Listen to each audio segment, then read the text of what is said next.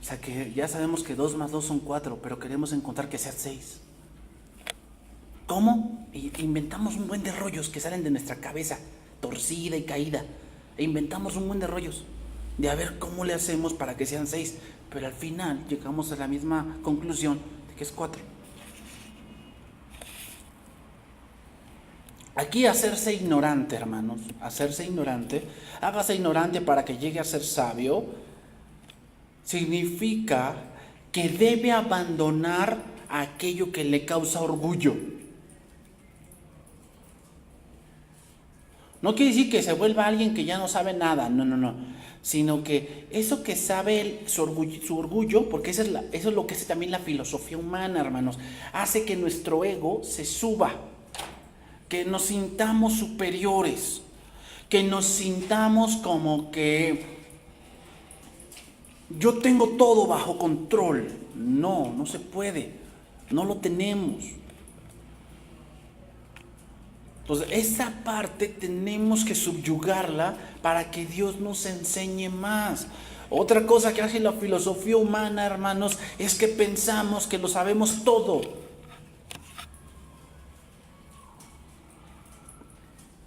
Y como te dije, la filosofía humana siempre no quiere aprender más, pero no es por él, es por otros. ¿No? Porque el pastor ya no tiene nada que enseñarme, porque ya es un hipócrita, porque él de allá ni estudia, yo estudio más que él, yo tengo más años allí. Esa es filosofía humana. De ahí no pasa.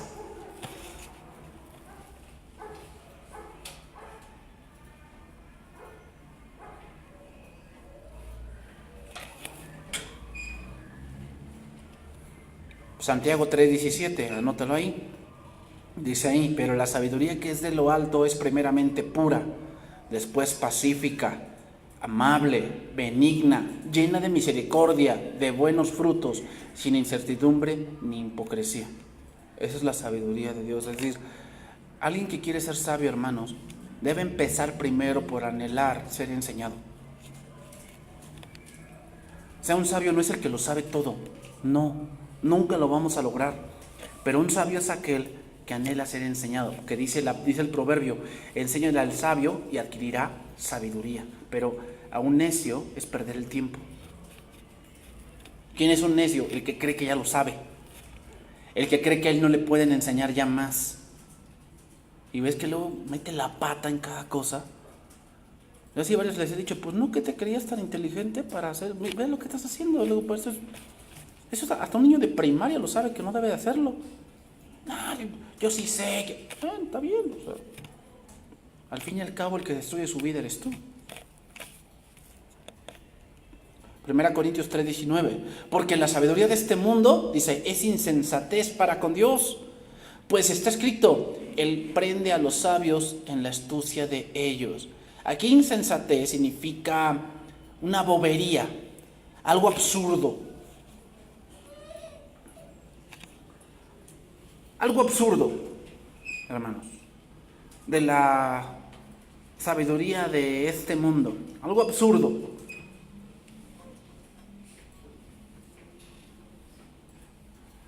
Que aquel que violó a una jovencita o a 10 jovencitas, los derechos humanos entran para que no lo maten por, no sé, inyección letal.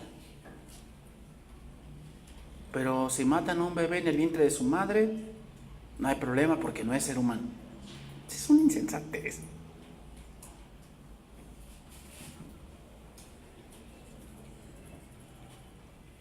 Pero así se maneja la sabiduría del mundo.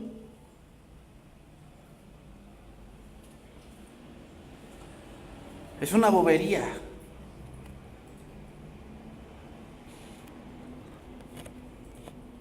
Otra insensatez de la sabiduría del mundo es que él se siente mujer en el cuerpo de un hombre. Vamos a apoyarlo para que haga su cambio físico. O sea, con ese tipo de irracionalidad, están diciendo que Dios se equivocó. O sea, Dios, te equivocaste, te vamos a ayudar a que él sea mujer porque nació hombre, pero tú te equivocaste y él quiere ser mujer. Es una insensatez, es una bobería eso.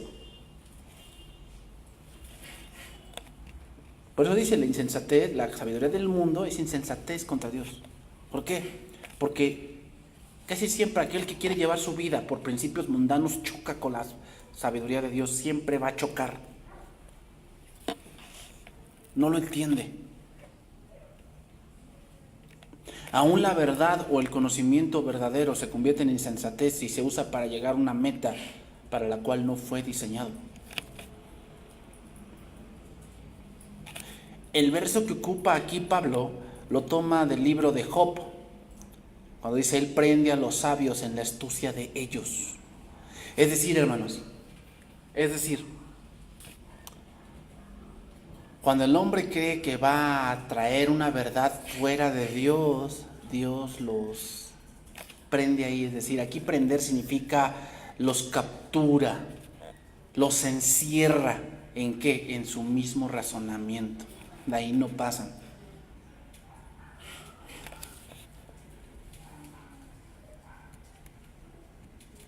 La habilidad, hermanos, que el hombre tiene para razonar no puede hacer frente a la sabiduría de Dios. No puede. Podemos razonar ciertas cosas que son terrenales, pero hay muchas cosas espirituales que no podemos razonarlas así. Y ahí es donde pues, se nos funden los fusibles.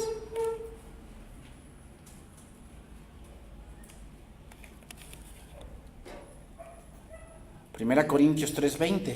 Y otra vez, el Señor conoce los pensamientos de los sabios, que son, ¿qué? Vanos. Aquí vanos no significa que lo que piensan es una tontería, no, hermanos.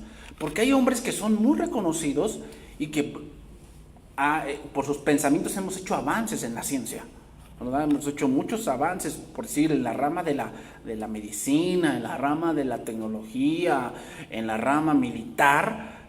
Hemos tenido grandes avances. ¿De dónde viene eso? Pues de hombres que de verdad son muy diestros en la matemática, son muy diestros en el cuerpo humano, son muy diestros en la combinación química, en la combinación física. O sea, de verdad tienen pensamientos, pero hermanos, esos pensamientos se quedan allí. ¿Cómo? Terrenal. Y cuando es terrenal, cuando solamente se queda en una satisfacción terrenal, es algo vano. Algo vanos, hermanos, se le conoce como algo que es inútil. ¿Inútil para qué? Inútil para llenar el espíritu del hombre. El hombre, hermanos, fue creado con un vacío que solamente Dios puede llenar. Cuando el hombre trata de vivir sin Dios, inevitablemente va a buscar algo que llene ese vacío. Llámalo como quieras: poder, fama, mujeres, sexo, dinero, trabajo, familia, lo que tú quieras, lo va a tratar de llenar. Pero al final es algo vano. ¿Por qué? Porque sigue sin poder llenarlo. Por eso es algo vano. No estoy diciendo que los pensamientos de los sabios no funcionen, no, pero se quedan en un punto del alma solamente. Romanos 1:21. Pues habiendo conocido a Dios, no le glorificaron como a Dios, ni le dieron gracias, sino que se envanecieron en sus razonamientos y su necio corazón fue entenebrecido. El creador, hermanos, de la criatura, seguramente conoce el corazón, es decir, los pensamientos de ella, y que no llegan a la nada. Y esos pensamientos contradicen los designios de Dios. No logran sus ideales porque son vanos. Un pensamiento que no guía a Dios es vano, hermanos. Aunque puede ser el mejor pensamiento del mundo y puedes tener el mejor pensamiento de negocios, pero si no te guía a Dios es vano.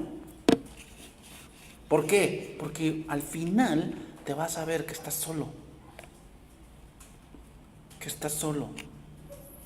Que sí o qué. A lo mejor lo lograste, pero te sientes vacío. ¿Por qué? Porque el pensamiento del ser humano es vano cuando no lo guía a Dios. Eso debemos cuidarlo, hermanos. Sí, está bien que tengas planes, está bien que quieras lograr muchas cosas, está bien, sí. Dios no se pone a eso. Pero ¿está Dios ahí? Si no está Dios allí, todo lo que tú piensas es vanidad. Eso es lo que el hombre no se pone a pensar.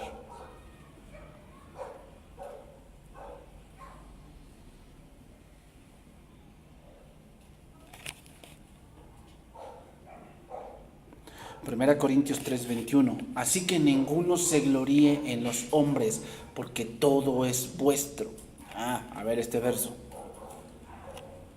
Aquí la palabra gloríese significa jactarse, fanfarronear.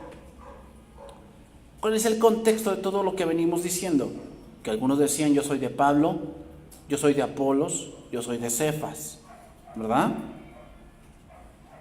¿Qué han recibido los maestros? O sea, a ver, cuando un predicador predica o un pastor o un maestro predica, ¿de dónde recibió eso que ahora entiende?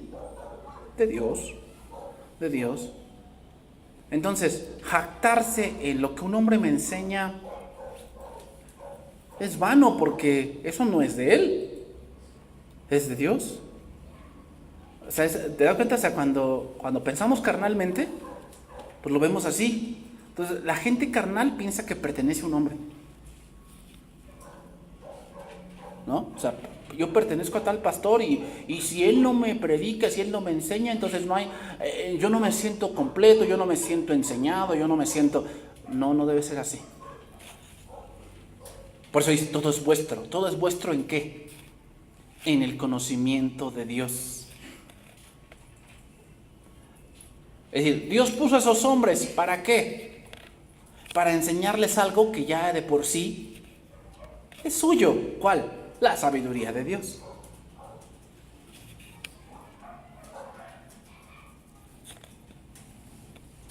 Entonces, por mucha visión que tenga el ungido de Jehová y el apóstol lobo tal y toda la cosa, por mucha unción y visión que tenga, es un simple hombre.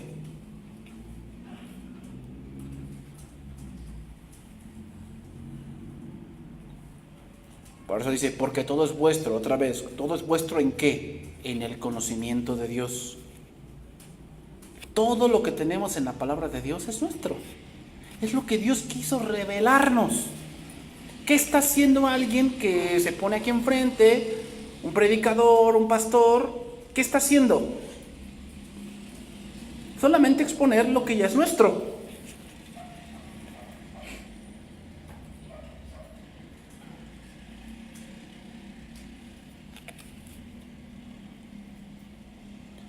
¿Y por qué todo es nuestro? Porque Cristo es el Logos. Y si tenemos a Cristo y el Espíritu Santo ya mora en nosotros, que nuestro cuerpo es el templo de Dios, ¿qué tenemos? Así lo dice Primera de Juan. Cuando el Espíritu Santo está en nosotros, dice, no tenemos necesidad que nadie os enseñe. ¿A qué se refiere eso? Que el Espíritu Santo siempre nos va a guiar hacia la verdad. Y si eso que nos está enseñando el pastor, el maestro, tal predicador, es la verdad, el Espíritu Santo nos va a confirmar que es la verdad, porque eso es nuestro.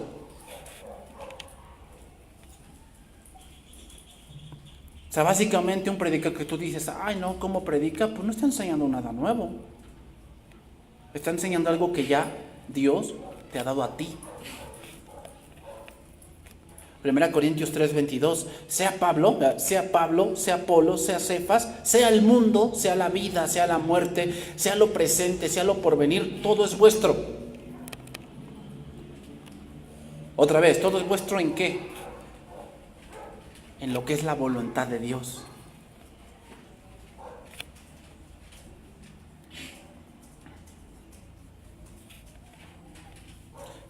Entonces, hermanos, la iglesia no pertenece a los predicadores, para que los hermanos los eleven y sigan tras ellos, sino ellos pertenecen a la iglesia, son servidores de la iglesia. Y es su deber predicar la palabra a la iglesia, porque esa palabra les pertenece a la iglesia. Entonces, la iglesia es de Cristo, no de los predicadores. Aunque digas que yo fundé esto y aquí me pertenecen a mí, no, eso no es verdad. Todo lo que enseñaba Pablo, Apolos y Cefas y muchos otros era algo que debe beneficiar la vida de la iglesia. ¿Ok? Dios nos ha dado muchos predicadores y qué bueno, hoy en el internet hay muchos predicadores, muchos pastores, muchos maestros que enseñan y qué bueno, qué bueno. Pero a ver, vamos a ponerse, ¿hay jerarquías entre ellos? ¿Hay uno es mejor que el otro? Si tú me dijeras sí, ¿por qué? Porque su iglesia tiene 1000. Pues yo nada más te diré que Dios dice que Él añade a la iglesia a los que han de ser salvos. O sea, eso Él no los trajo, ¿eh? Dios los añadió. Entonces básicamente Él no hizo nada. Él fue el que es lo único que hizo. Predicar la palabra. Pero fíjate, ese evangelio no es de Él. Es de Dios. Entonces, ¿qué solamente qué está haciendo? Pues un trabajo de exponer algo que ya está. Pero entonces, ¿por qué hoy las iglesias elevan en una manera desmedida?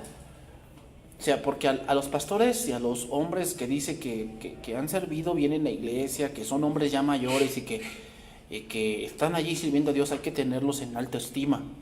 Alta estima significa respetarlos, pero no elevarlos a un punto de que, no, pues casi eres el querubín. No, hombre, tranquilo, es un hombre.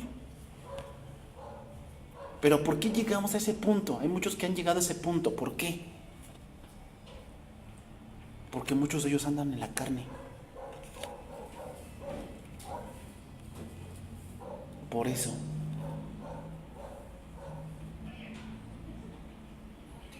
Dice el versículo 23, terminamos ese capítulo. Y vosotros de Cristo, y Cristo de Dios. Es lo que venía yo explicándote. Aquí Cristo, pues obviamente es Logos. ¿Y de dónde vino el Logos? Pues es la palabra encarnada de Dios. Y esa palabra, o Cristo mismo, ¿a quién constituyó?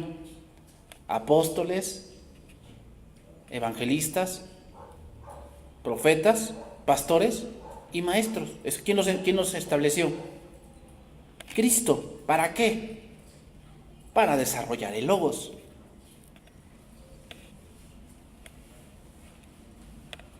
Por eso todo es nuestro. ¿Por qué?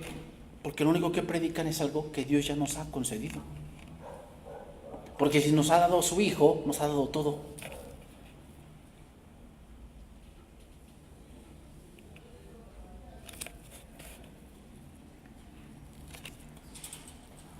Entonces concluyo. Pablo les dice a esta iglesia que lo están viendo todo al revés. Los ministros les pertenecen a ellos y no al contrario. Sus ministros están allí para servirlos a ellos. ¿Cómo? Exponiéndoles la palabra que es de Dios. Los cristianos, hermanos, están para hacer uso de todo lo bueno que sus pastores provean para ellos.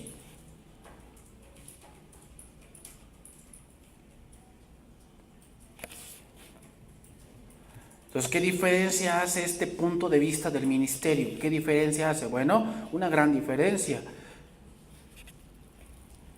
Porque si sentimos que solo nuestro pastor favorito nos puede ofrecer algo que valga la pena, nos estamos privando de muchas bendiciones que otros pastores Dios les pudo haber dado. O sea, fíjate en esto, hermanos. Nosotros que somos varios pastores en varias IBRI, yo que conozco a varios de ellos, a la mayoría de ellos, yo veo que ellos no tienen las mismas cualidades que yo. O sea, tal vez yo soy muy bueno para exponer la Biblia y hay otros pastores que no lo son. Pero pues si hay un pastor que es muy bueno para el evangelismo, en verdad. Y yo no me considero bueno para eso. Yo no. Yo me considero bueno como maestro, que me gusta estudiar, me gusta aprender y enseñarte. Pero ya para el evangelismo como que sí me cuesta un poco. No quiere decir que no lo pueda yo hacer, pero tal vez no es mi don por ahí.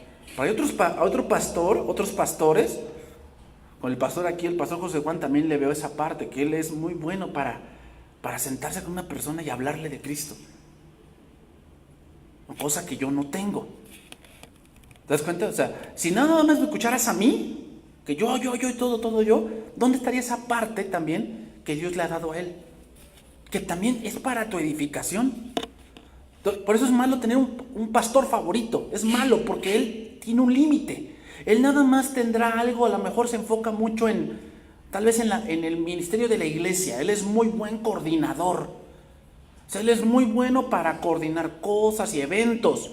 Pero hay otros pastores que son muy buenos tal vez para hacer estudios bíblicos. O sea, que son muy buenos teólogos. Estudian y trazan bien. Y si nada más tienes a tu favorito, te estás perdiendo de otras cosas que Dios también quiere que darte. Si por otro lado vemos que cada uno de los pastores está para servirnos, para ayudarnos, tenemos más bendiciones. ¿Por qué? Porque imagínate que en un restaurante el mismo mesero es el chef, el que crea las bebidas, el que cobra, ¿no? Tal vez el que es mesero es muy bueno para mesear, o sea, a veces hasta cómo sirven las bebidas, ¿no? Te sirven la bebida y tú dices, ¡ay, qué buen pulso! Hasta tiene el tacto para agradar a la gente, ¿no? No, buenos días, a ver qué le sirvo, le doy la carta, mire, le tenemos esto y da gusto que te atiendan. A lo mejor el chef es de pocas pulgas y si lo pones a meserear, pues la gente no va, porque, ay, ¿qué le ofrecemos? Ay, ¿cuál es la comida del día? Pues no sé, pero pues ahí está la carta, ¿no? Entonces, ay, no, pues ya no vengo aquí. O sea, yo la verdad soy de las personas que si voy a un restaurante y no me atienden bien, no vuelvo. La verdad no vuelvo. Pero a lo mejor ese chef no es bueno para meserear, pero es muy bueno para cocinar. Entonces, lo ponemos allí. A lo mejor no tiene que hablar con la gente, pero sabe muy bien mezclar condimentos y el punto de la carne y sopas y cosas así, ¿verdad? Lo mismo pasa en la iglesia. Lo mismo pasa en la iglesia, hermanos. Ok, pasamos al siguiente capítulo. Capítulo número 4. Tenemos ahí como título no inspirado, el ministerio de los apóstoles. ¿Ok? Básicamente, hermanos, seguimos con el punto de Pablo. Pero ahora Pablo se va a ir a un punto donde los corintos, fíjate hasta dónde llega la carnalidad, hermano. Cuando un cristiano es carnal, que no anda en el espíritu, cree que sabe más que el ministro que lo pastorea. ¿Te ha tocado esa gente que cree que sabe más? Y que por eso no va a la iglesia, porque él cree que sabe más. Yo me pregunto, a ver, vamos a ponerlo así. ¿Crees que un alumno de universidad o de preparatoria sepa más que su maestro que tiene 20 años de ventaja de él? ¿Crees que él sepa más, aunque él lo diga? O sea, no, pues no entras a clase. ¿Cuál clase? No, pues no entro a física, porque yo sé más que el maestro. O sea, pues, yo sí entiendo bien. ¿Tú crees que sea verdad? Él tiene 16, 17 años y el maestro tiene 47 años. 30 años de más experiencia, de más, a lo mejor más lectura, más estudio. ¿Tú piensas que es así?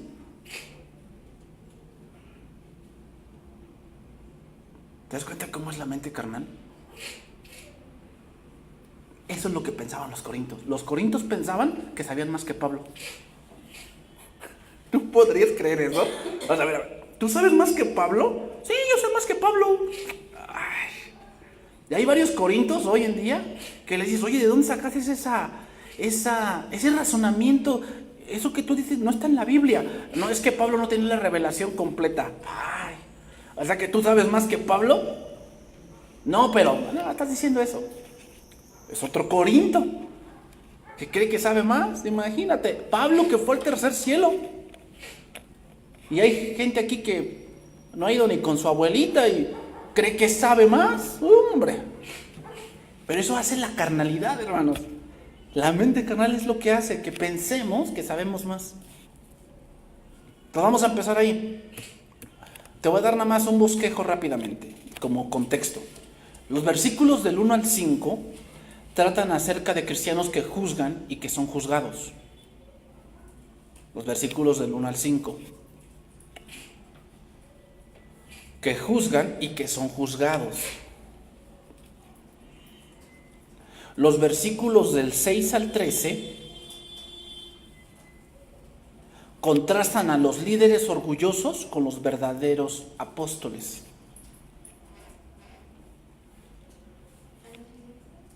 ¿Qué? Los líderes orgullosos con los verdaderos apóstoles, del 6 al 13, que es del capítulo 4. Y del 14 al 21, Pablo discute su autoridad.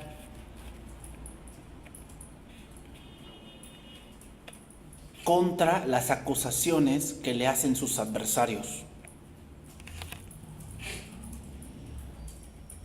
¿Te imaginas? Imagínate esto, que tú llegaras a tu casa, tú como mamá o como papá, y que tus hijos te dijeran que defendieras tu derecho de ser mamá. ¿Te imaginas? O de tu derecho de ser papá, o sea, como que dame argumentos por los cuales tú tienes que ser mi papá. Tú dices, a ver, espérate, o sea, ¿cómo que te dé argumentos? Pues sí, porque pues si yo sé más que tú, yo pienso que tú no puedes ser mi papá. Ay, a ver, cálmate, tranquilo, ¿no? Eso es lo que estaban diciendo los corintios. Dicen, no, como yo sé más que Pablo, Pablo no puede ser mi pastor. Porque pues, si yo sé más, o sea, mi maestro tiene que saber más que yo, ¿o no? Entonces, si no sabe más que yo, no puede ser. Híjole, vean lo que hace la sabiduría del mundo, ¿no? Entonces, 1 Corintios 4, lo vamos a empezar ahí. Dice, así pues, habiendo dicho lo contrario, ¿cuál es el contexto? Que todo es nuestro en Cristo, que los pastores, los ministros, los que hay, son nuestros, es decir, para servirnos, para darnos algo que es de Dios. Así que, téngannos los hombres por servidores de Cristo y administradores de los misterios de Dios, lo que ya estaba yo diciendo. Dios o Cristo les da a esos servidores que una revelación de acuerdo a eso, ¿para qué? Para edificación de la iglesia.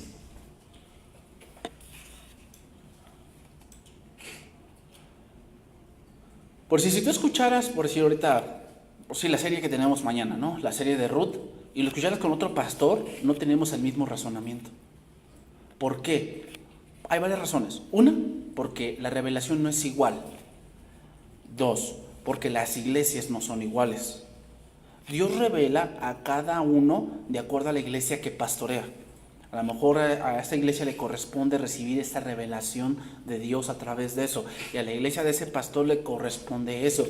Pero las dos cosas que tú escuchas que sirven para tu edificación. Así que ténganos los hombres por servidores. Aquí la palabra servidores significa alguien que es un remero. La palabra aquí, juperetes, de la palabra servidores, se utilizaba, hermanos, para aquellas personas que estaban en las galeras. ¿Has visto por sí la película de Ben-Hur?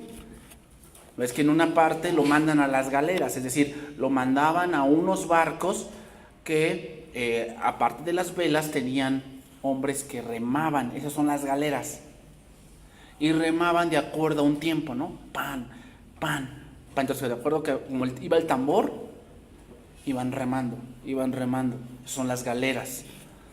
¿Quién es el que marca el ritmo? Cristo. ¿Y nosotros qué somos? Pues remeros.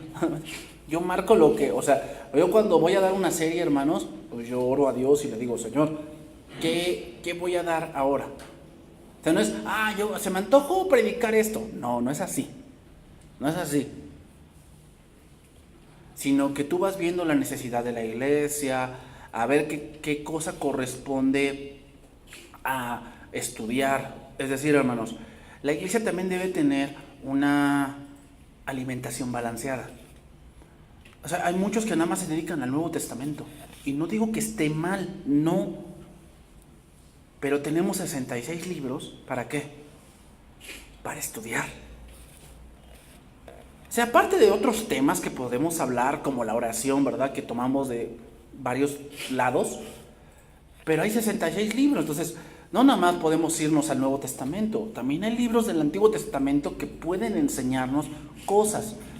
Entonces, también eso es importante, hermano, o sea, que conozcamos también cosas que qué pasó en el Éxodo, qué pasó en Números, qué pasó en Ruth, qué pasó en Jueces, qué pasó en Nahum, qué pasó en Jeremías, qué pasó en Lamentaciones. ¿Por qué están esos libros ahí?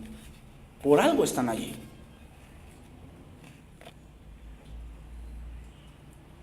Entonces, ¿quién es el que marca el ritmo? Cristo. Es el que nos dice, hay que enseñar de esto. A veces pues uno está en su meditación personal, estamos leyendo a lo mejor un libro aparte y entendemos que Dios nos está llamando a que enseñemos parte de eso o enseñemos tal libro. Dios nos va guiando. No es nada más lo que a mí se me antoje enseñar. No, no es así. Entonces, los apóstoles eran servidores de Cristo, pero debemos entender la relación que existe entre el servidor como apóstol, más no que estemos subordinados a la iglesia. ¿A qué me refiero, hermanos? ¿A qué me refiero? Que muchos dicen, es que yo le pago el sueldo al pastor. No. Porque aunque seas tú, aunque sea yo, el sueldo nos lo da Dios. Sea poco, sea mucho, Dios nos da ese sueldo. O sea, uno está para servir a la iglesia, pero no somos esclavos de la iglesia.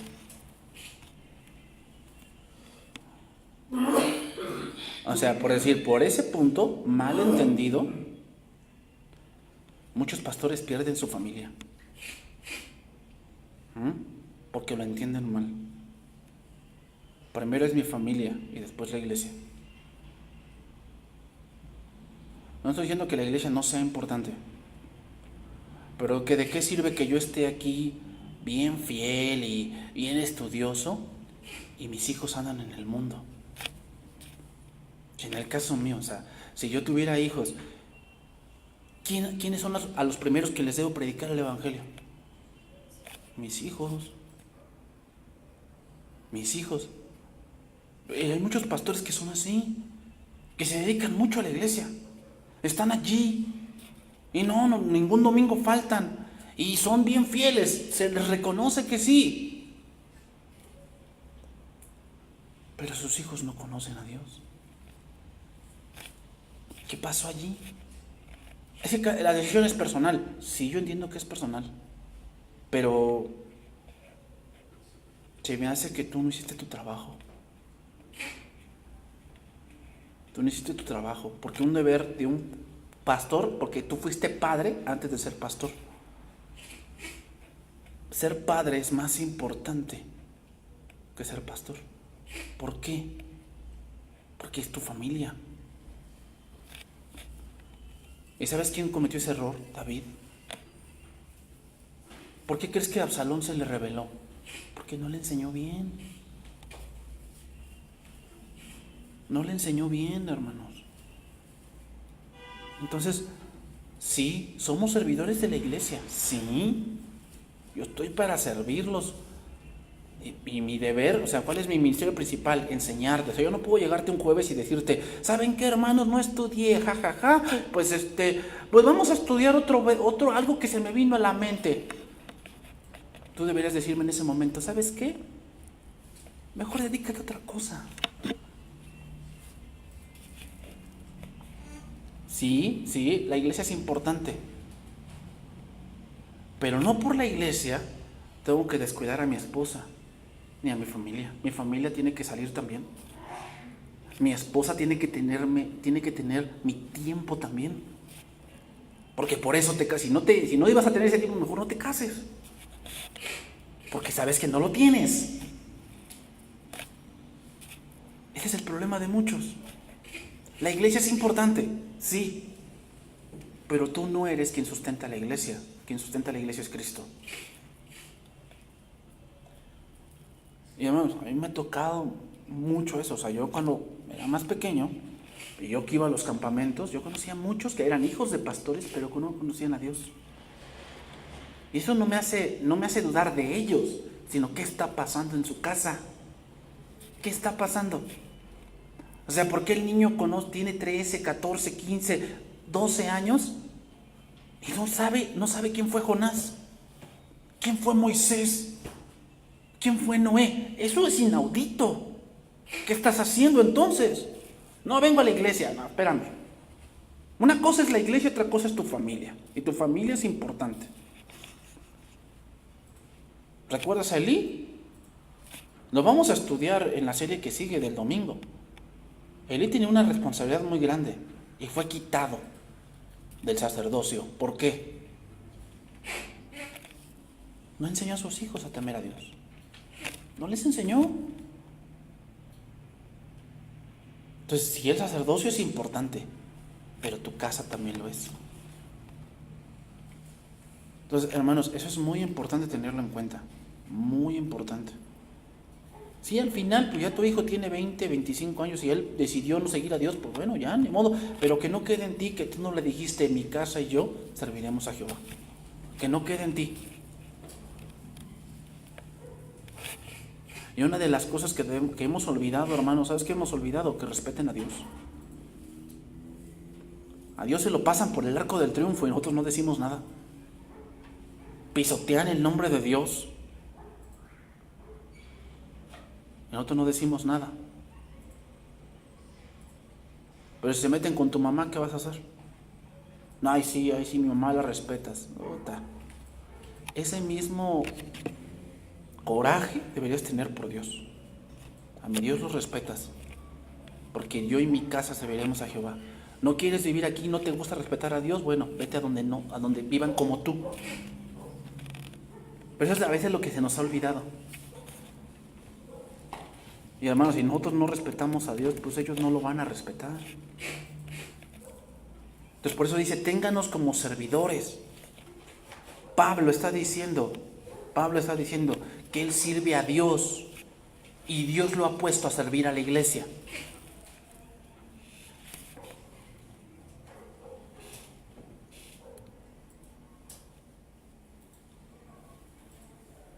Los apóstoles son siervos de la iglesia, pero la iglesia no es amo de ellos.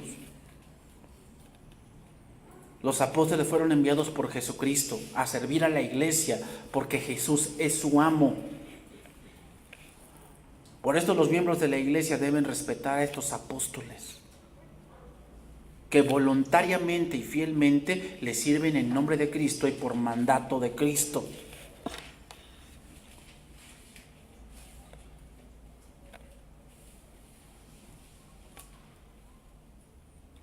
¿Sabes? Por decir que esta parte de la consejería pastoral no es un ministerio en sí que esté en la Biblia. Eso se fue añadiendo en la Reforma. Pero ¿sabes por qué? Es triste decirlo, pero la consejería bíblica se añadió porque los cristianos o creyentes dejaron de lado el estudio personal. Porque si tuviéramos un estudio bien fuerte de la Biblia, hermanos, no necesitaríamos consejería. Porque sabríamos qué hacer. Porque tendríamos los principios de Dios. Pero la mayoría de veces de las que vienen a consejería es porque andan perdidos, porque no estudian de Dios. O sea, no estoy diciendo que si vas a consejería es porque eres un neófito. No. Lo que estoy diciendo es que rara vez tú requieres una consejería. Rara vez. A veces la requieres porque requieres a lo mejor un consejo. A lo mejor tú quieres que Dios te confirme algo que tú ya sabes. Nada más quieres que te lo confirme. O sea, que tú dices, voy a ver al pastor para que me confirme si mi idea está correcta. Ok. Por ahí de verdad hay otros que quieren consejería cada semana. ¿Y eso de qué habla? Pues que no tienen la Biblia ni siquiera como... Bueno, ni en el baño la tienen. Para leer, tan siquiera. Termino aquí. Los apóstoles y los maestros son administradores de los misterios de Dios. Dios los puso a ellos para que por medio de ellos Dios revele su palabra.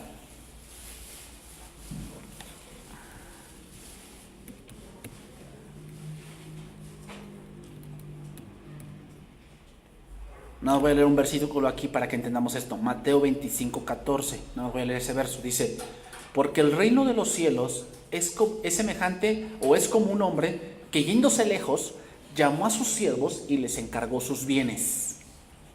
Aquí el punto es, Cristo se fue lejos y ¿quién nos encargó a nosotros? Su palabra. Esos son sus bienes.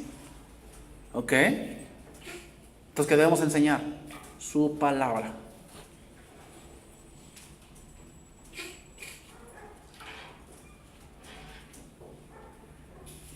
Entonces, un siervo que es de Dios, sea un pastor, un maestro, ¿cuál es su ministerio principal?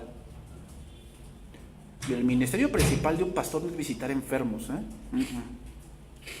No. Ni ir a la cárcel, tampoco. Tampoco. ¿Sabes cuál es el ministerio principal de un maestro, de un pastor? Estudiar. Estudiar. Así que si tú eres maestro, tu deber primario es estudiar. Si tú no estudias, estás faltando a tu llamado, porque ese es tu trabajo. ¿Delante de quién? Delante de Dios. Para eso Dios te puso, para estudiar. Si tú no estás haciendo eso, estás haciendo un mal trabajo. Y cuando tú haces un mal trabajo en tu trabajo, ¿qué pasa contigo? ¿Qué puedes esperar que te haga el patrón? Pues que te regañe, ¿verdad? Te va a decir, oye, ¿qué pasa contigo? ¿Por qué me estás entregando así el trabajo? No, yo te contraté para esto, ¿o no? Y aquí pues sí, obviamente no es un trabajo, pero trabajas para Dios, no para mí, para Dios. Y cuando nosotros faltamos al trabajo, o sea, cuando yo no estudio y yo vengo aquí a echarme un palomazo, ¿a quién le estoy faltando? Primeramente a Dios y después a ustedes. ¿Por qué? Porque yo les sirvo a ustedes. Y ustedes vienen aquí a recibir algo que ¿qué? Que se maduró, que se pensó, que se estudió durante algunas horas, durante algunos días, para recibirlo tal día. Porque ese es mi trabajo. ¿Ok? Ese es nuestro trabajo. Bien, aquí le vamos a dejar 1 Corintios 4:1.